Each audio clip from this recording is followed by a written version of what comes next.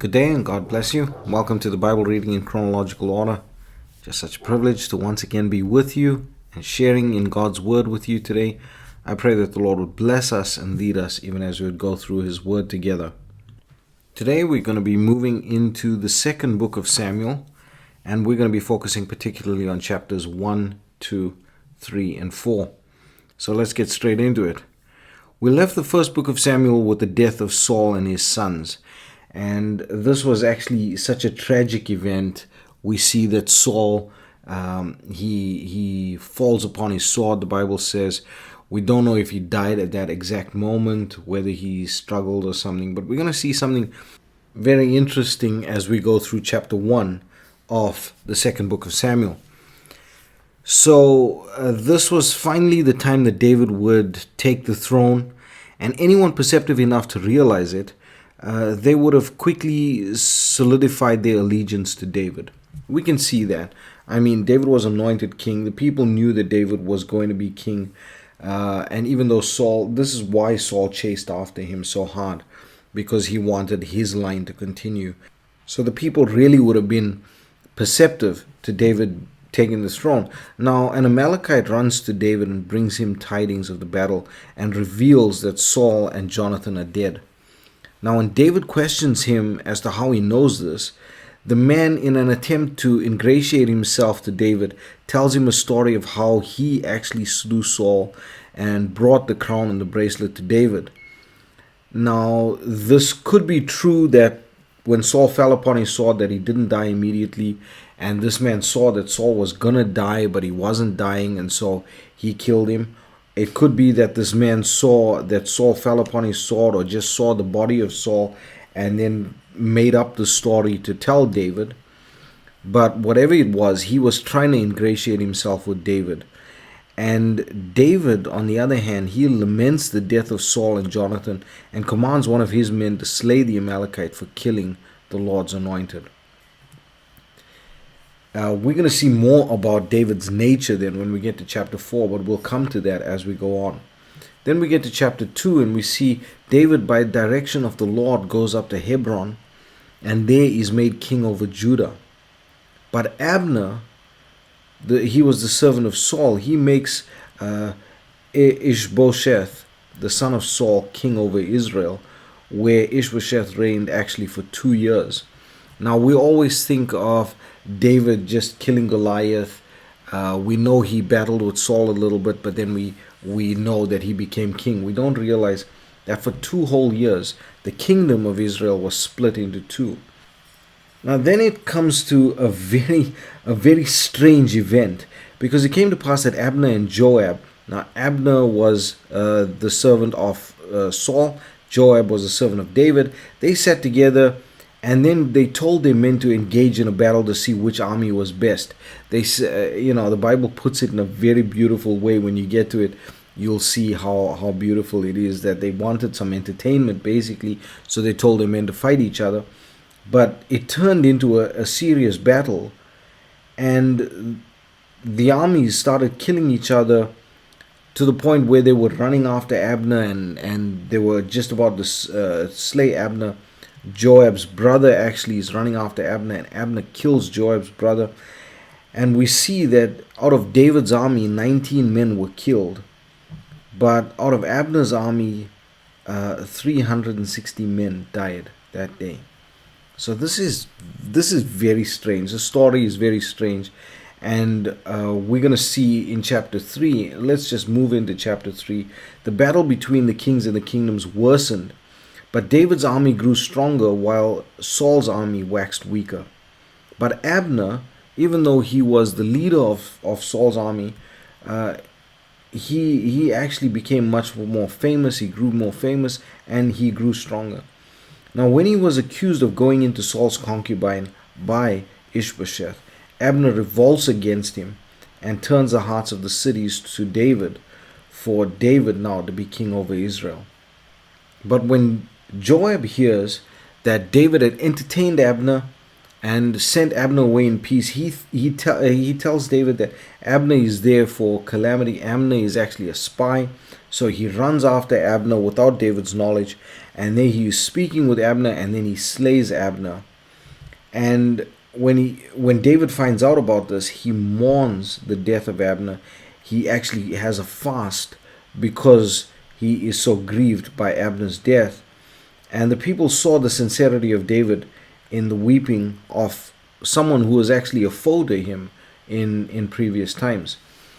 So it's just a very strange passage, this chapters 2 and 3, but actually we see how then this happens. Now there's something you would have picked up in the reading, and as you go through the reading today, you will pick it up about how these men were slain, from Saul down to Joab's brother, and then to Abner. How they were slain is very particular that it's mentioned. Take note of that. If you do want to know more about it, please put the question in the comment. But let's just see. I really want you to engage with the text before I just give you the answer. But it's very interesting there. Then we get to chapter 4. And in this chapter, we see the nature of David and his desire to be righteous and do righteously before the Lord. Now, there's two captains of Ishbosheth's army. After seeing how feeble he became after the news of Abner's death, they slay Ishbosheth in his home while he slept and cut off his head and took it to Hebron. This is gruesome. It is ugly. But this is what people do to try and ingratiate themselves with the new leaders.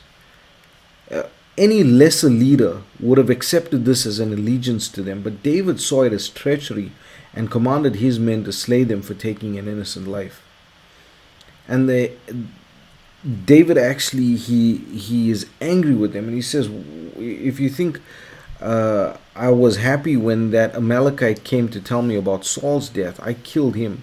How much more do you think I'm gonna do to you because of the way you've killed Ishbosheth? The man was innocent. He was sleeping. He wasn't even in battle. How could you do this to him? So we see the nature of David come through there. He wants to do what's right. He wants to honor the Lord's way. He wants to gain the victory that the Lord gives him, not do it in a way just for his own gain, but he wants to honor the Lord in the way that he would do things. So then we see that the head of Ishbosheth was buried in the sepulchre of Abner in Hebron.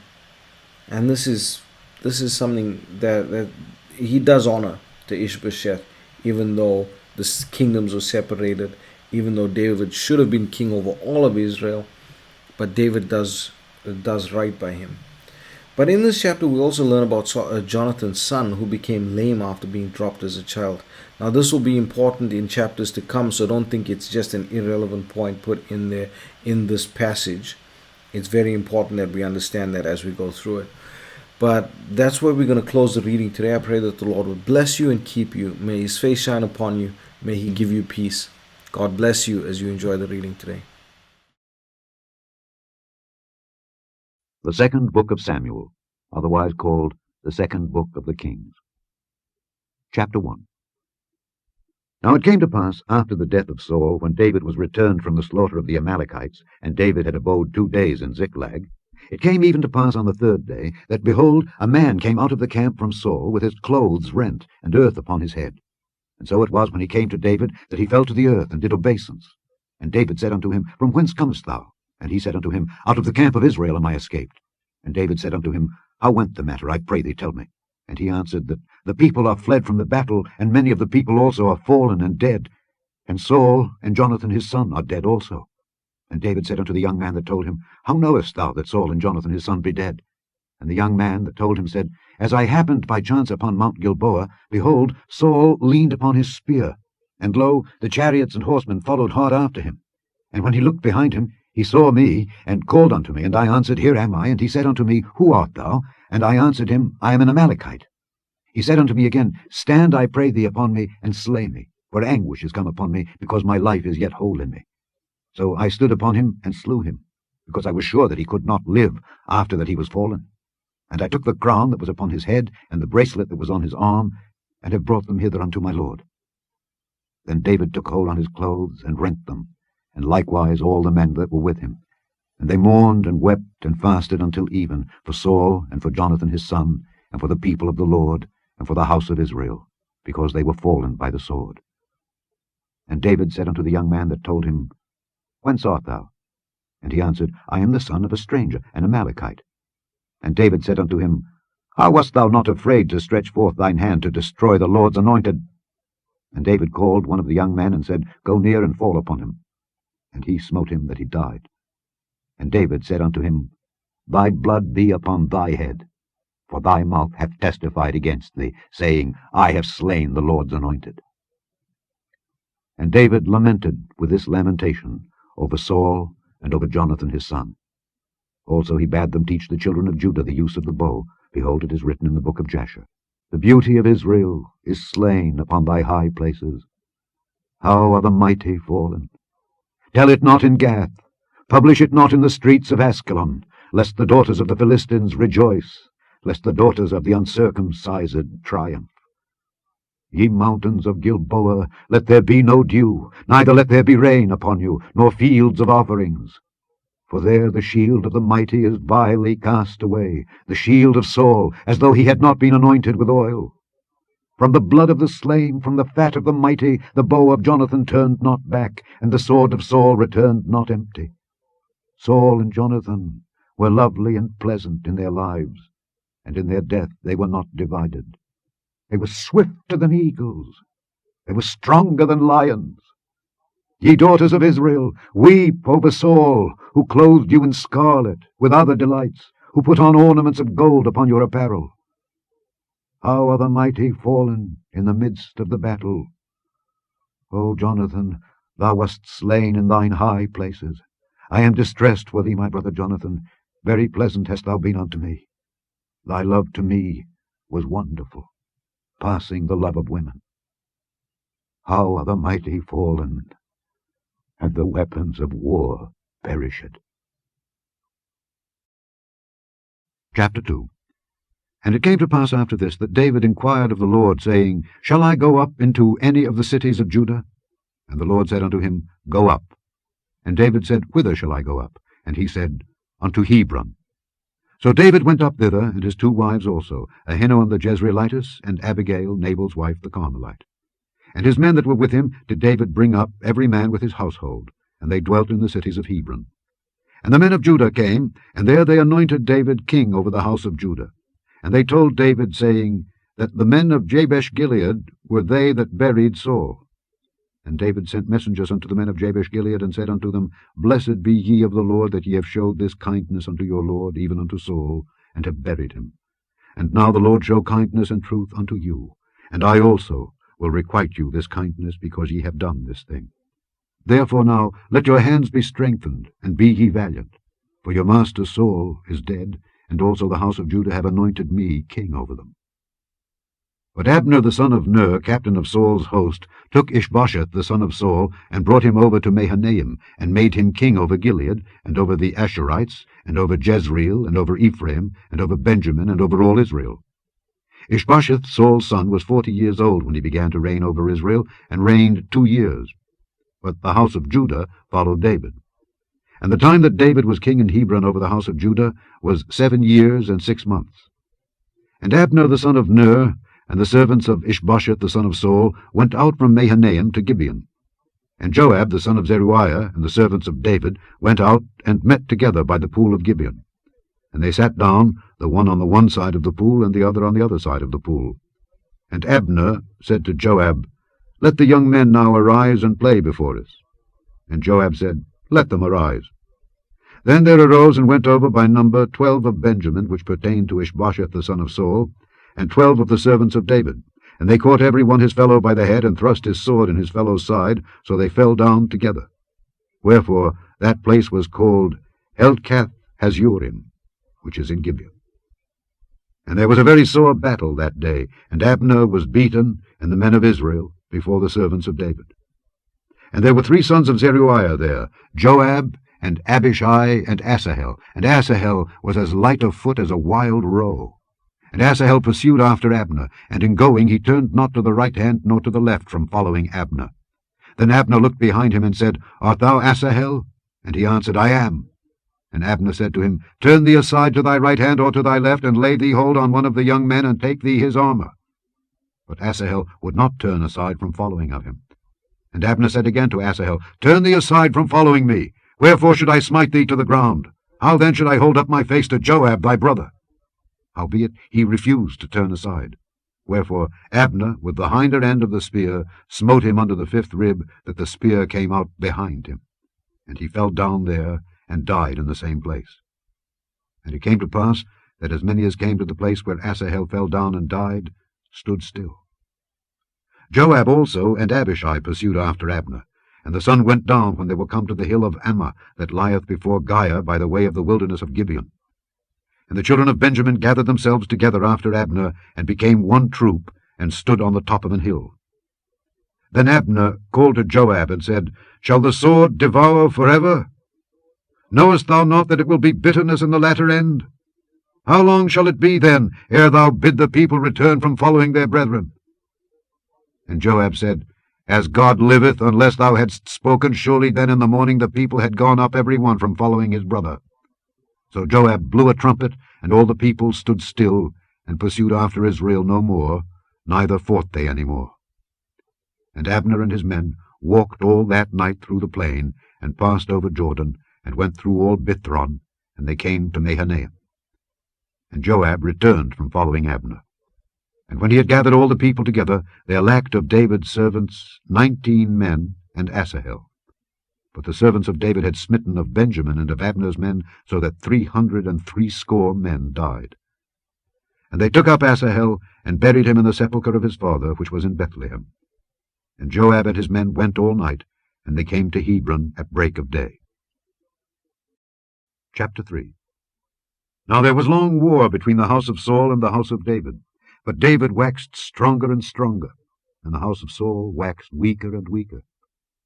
And unto David were sons born in Hebron, and his firstborn was Amnon of Ahinoam the Jezreelitess, and his second Chileab of Abigail the wife of Nabal the Carmelite, and the third Absalom the son of Maacah the daughter of Talmai king of Geshur, and the fourth Adonijah the son of Haggith, and the fifth Shephatiah the son of Abital, and the sixth Ithream by Eglah David's wife. These were born to David in Hebron. And it came to pass, while there was war between the house of Saul and the house of David, that Abner made himself strong for the house of Saul. And Saul had a concubine, whose name was Rizpah, the daughter of Aiah. And Ishbosheth said to Abner, Wherefore hast thou gone in unto my father's concubine? Then was Abner very wroth for the words of Ishbosheth, and said, Am I a dog's head, which against Judah do show kindness this day unto the house of Saul thy father, to his brethren and to his friends, and have not delivered thee into the hand of David, that thou chargest me today with a fault concerning this woman? So do God to Abner, and more also, except as the Lord hath sworn to David, even so I do to him, to translate the kingdom from the house of Saul, and to set up the throne of David over Israel and over Judah, from Dan even to Beersheba. And he could not answer Abner a word again, because he feared him. And Abner sent messengers to David on his behalf, saying, Whose is the land? Saying also, Make thy league with me, and behold, my hand shall be with thee to bring about all Israel unto thee. And he said, Well, I will make a league with thee, but one thing I require of thee, that is, thou shalt not see my face, except thou first bring Michal, Saul's daughter, when thou comest to see my face. And David sent messengers to Ishbosheth Saul's son, saying, Deliver me my wife Michal, which I espoused to me for 100 foreskins of the Philistines. And Ishbosheth sent, and took her from her husband, even from Phaltiel the son of Laish. And her husband went with her along, weeping behind her to Bahurim. Then said Abner unto him, Go, return. And he returned. And Abner had communication with the elders of Israel, saying, Ye sought for David in times past to be king over you. Now then, do it. For the Lord hath spoken of David, saying, By the hand of my servant David I will save my people Israel out of the hand of the Philistines, and out of the hand of all their enemies. And Abner also spake in the ears of Benjamin. And Abner went also to speak in the ears of David in Hebron, all that seemed good to Israel, and that seemed good to the whole house of Benjamin. So Abner came to David to Hebron, and 20 men with him. And David made Abner and the men that were with him a feast. And Abner said unto David, I will arise and go, and will gather all Israel unto my lord the king, that they may make a league with thee, and that thou mayest reign over all that thine heart desireth. And David sent Abner away, and he went in peace. And behold, the servants of David and Joab came from pursuing a troop, and brought in a great spoil with them. But Abner was not with David in Hebron, for he had sent him away, and he was gone in peace. When Joab and all the host that was with him were come, they told Joab, saying, Abner the son of Ner came to the king, and he hath sent him away, and he is gone in peace. Then Joab came to the king and said, What hast thou done? Behold, Abner came unto thee. Why is it that thou hast sent him away, and he is quite gone? Thou knowest Abner the son of Ner, that he came to deceive thee, and to know thy going out and thy coming in, and to know all that thou doest. And when Joab was come out from David, he sent messengers after Abner, which brought him again from the well of Sirah. But David knew it not. And when Abner was returned to Hebron, Joab took him aside in the gate to speak with him quietly, and smote him there under the 5th rib, that he died, for the blood of Asahel his brother. And afterward, when David heard it, he said, I and my kingdom are guiltless before the Lord forever from the blood of Abner the son of Ner. Let it rest on the head of Joab, and on all his father's house. And let there not fail from the house of Joab one that hath an issue, or that is a leper, or that leaneth on a staff, or that falleth on the sword, or that lacketh bread. So Joab and Abishai his brother slew Abner, because he had slain their brother Asahel at Gibeon in the battle. And David said to Joab and to all the people that were with him, Rend your clothes, and gird you with sackcloth, and mourn before Abner. And King David himself followed the bier. And they buried Abner in Hebron. And the king lifted up his voice and wept at the grave of Abner, and all the people wept. And the king lamented over Abner, and said, Died Abner as a fool dieth? Thy hands were not bound, nor thy feet put into fetters. As a man falleth before wicked men, so fellest thou. And all the people wept again over him. And when all the people came to cause David to eat meat while it was yet day, David sware, saying, So do God to me, and more also, if I taste bread or aught else till the sun be down. And all the people took notice of it, and it pleased them, as whatsoever the king did pleased all the people. For all the people and all Israel understood that day that it was not of the king to slay Abner the son of Ner.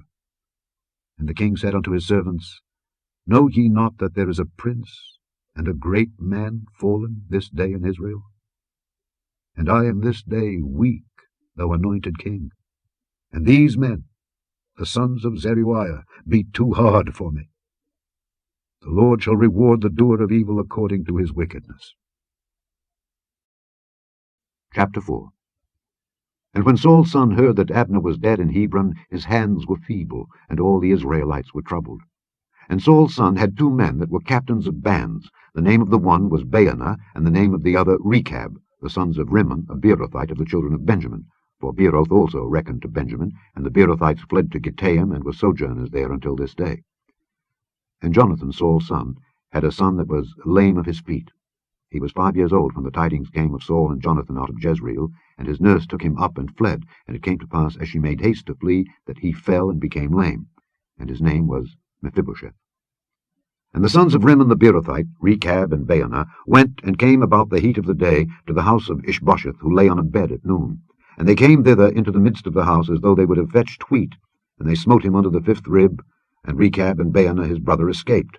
For when they came into the house, he lay on his bed in his bedchamber, and they smote him, and slew him, and beheaded him, and took his head, and gat them away through the plain all night. And they brought the head of Ishbosheth unto David to Hebron, and said to the king, Behold the head of Ishbosheth, the son of Saul thine enemy, which sought thy life. And the Lord hath avenged my lord the king this day of Saul and of his seed. And David answered Rechab and Baanah his brother, the sons of Rimmon the Beerothite, and said unto them, As the Lord liveth, who hath redeemed my soul out of all adversity, when one told me, saying, Behold, Saul is dead, thinking to have brought good tidings, I took hold of him and slew him in Ziklag, who thought that I would have given him a reward for his tidings. How much more, when wicked men have slain a righteous person in his own house upon his bed?